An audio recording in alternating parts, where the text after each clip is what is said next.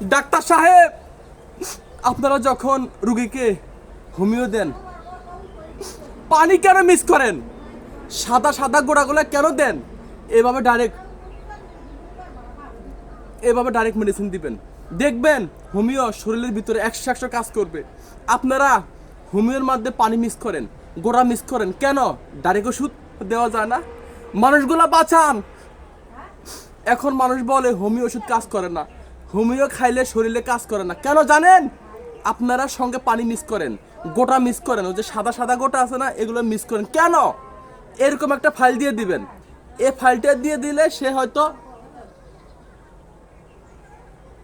Direct করে খাবে, আর নয়তো তার বাসায় সে পানিতে 20 ফোঁটা 10 ফোঁটা এভাবে দিয়ে খাওয়াবে।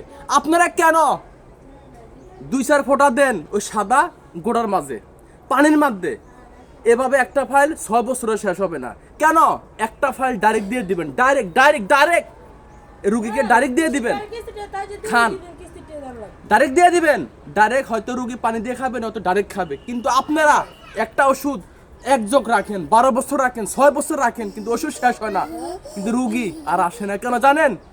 বলে হোমিও কাজ হয় না। হোমিও কাজ হবে, ডাইরেক্ট মেডিসিন দিবেন, মানুষকে বাঁচান। এই যে ছোট ছোট পোলা পায়, এখন শীতকাল, ঠান্ডা, কাশি, সর্দি, জ্বর, এখন ডাইরেক্ট মেডিসিন দিলে শরীরের ভিতরে কাজ করবে, শরীরে কাজ করবে। এই শিশুগুলারে বাঁচান।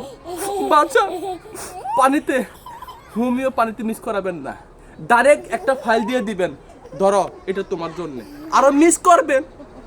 এই রোগীগুলোরে বাঁচান, আপনি নিজে খান। একটা কথা মনে রাখবেন, অ্যান্টিবায়োটিক খেয়ে মানুষ মারা যাচ্ছে। বাঁচান ডাক্তার সাহেব।